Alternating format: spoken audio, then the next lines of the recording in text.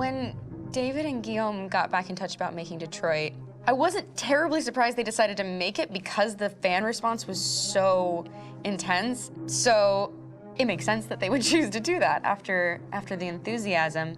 It was a challenge, and it was just an interesting thing to get my head around how to approach this character now as a different, much older person, and whether or not she had changed. And I'm very happy to say that with Detroit, I've had the opportunity to see Kara grow so much more than I ever expected. You do the housework, the washing, you cook the meals, and you take care of... God damn it, where the fuck's the rat gone now? Alice! Alice! I mean, she starts out essentially how she does in Kara in a very, not robotic, but, you know, android, other way, and getting to take this journey where she becomes more and more human as it goes on. You know, and as an actor, that's a wonderful exploration in every way, whether it's how she sits, her posture, how her voice changes, how emotions change, and how much emotion is based on things like empathy and social experience. And so having, you know, as much material as I got with David to have this huge, nuanced arc was really incredible. Why couldn't we just be happy? This experience has been quite different than the experiences I've had shooting film or TV or doing theater work. I have 83 dots on my face and a really flattering black wetsuit type thing, and you're jumping around with props, and it's kind of like being a 10-year-old imaginative kid, which is fun. There's 80 cameras around us. It's already lit. So we just shoot and shoot and shoot and shoot and shoot. There's no change of sets, there's no hair and makeup, there's no wardrobe, so we move really fast, and we'll go through about 35 pages in a day. Working in TV or film, we'll probably do 6 pages a day. It's kind of acting boot camp. It's like working out constantly. I mean, you're doing this thing, and then you got to do something that's completely other back to back to back. And so that kind of process of working is very challenging, but it's also very exciting because you just have to keep coming up with new ideas, and your head goes all over the place because you're trying to keep track of basically 4 different storylines for each different response. You shot that girl, for fuck's sake. It was a machine that looked like a girl. Yeah, I know what I should have done. I just told you I couldn't. All right, I'm sorry. The fact that David Cade, he's telling like many stories interwoven from beginning to end is super complicated and super impressive, and I have no idea how he keeps it all in his head. He's not just the writer or the director who's seeing this from the outside eye, he's also thinking about the player walking through this space. You know, only somebody who really, really loves not the work, but like these characters and these stories and cares about doing something meaningful would invest that much in it. And it's always inspiring to work with somebody who cares that much. My experience with motion capture is this one. And I found it sort of terrifying in a way because they said the computer's going to build you. But then as we got into it, I realized all the elements of it were still artistic. I just dipped into a really brilliant setup here. I've never seen anything like it. And this won't turn me into a product because I was playing a character.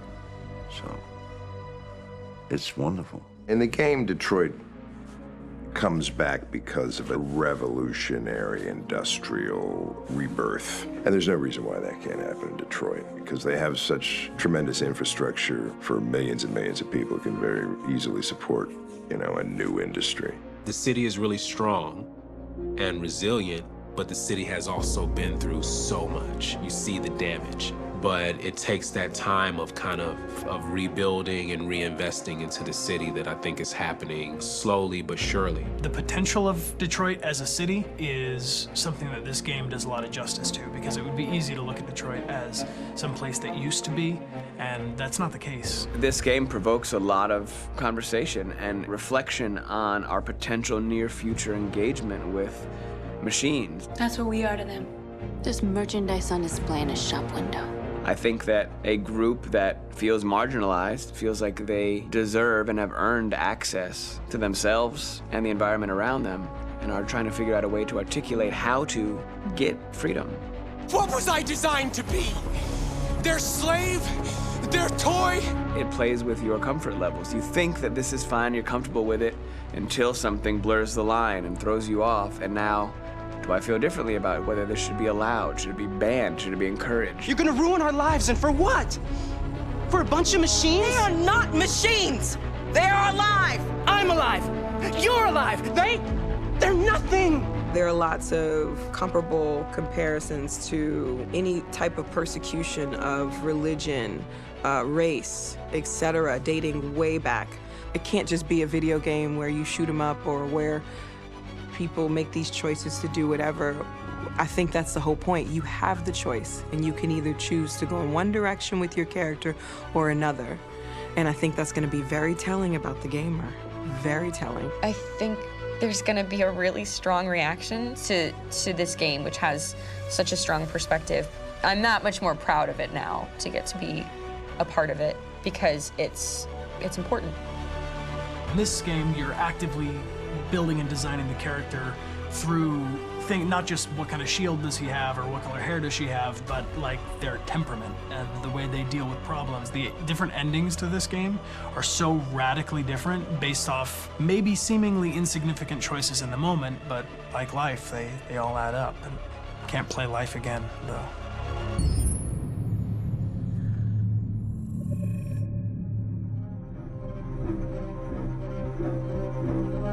My name is Marcus.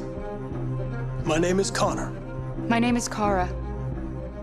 I am one of them. This is our story. I think who Kara is, or how I would describe Kara, depends entirely upon who's playing her, because you have the option to make her multiple different people depending on the choices she makes. But I think she does start out incredibly naive, incredibly innocent, and kind of hapless. I'm sure we used to be friends before I was reset. Maybe we can be friends again. She's a person who's characterized, I think, by empathy. She's a person who really, she just comes from her heart. You'll never leave me, right? Promise you'll never go. I promise. Kara! Are you okay? Are you hurt? Wait a minute. Leave her alone! Kara! Leave her alone! The really beautiful thing that I've had the gift to be able to do is to essentially build a person from the ground up, because that's what she's doing throughout the game. And with every experience she has and every person she meets, she's building, first emotions and then the sense of judgment. And it's sort of an exploration of what it is to be a human. Don't worry. Luther and I will be right here.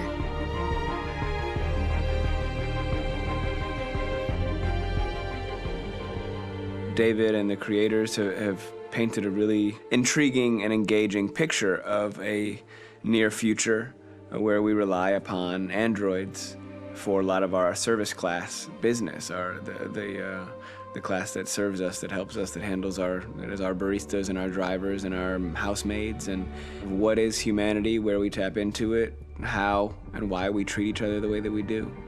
And my character Marcus has a really intriguing journey, becoming deviant, realizing that he actually has feelings and human qualities inside of him, and it's a really incredible ascension into becoming fully realized and coming to terms with what you actually deserve better than this in life. And not only do you want it for yourself, but you want it for your peers. We've come here to demonstrate peacefully and to tell humans that we are also living beings. All we want is to live free. You know what? This thing, Dad, is not your son.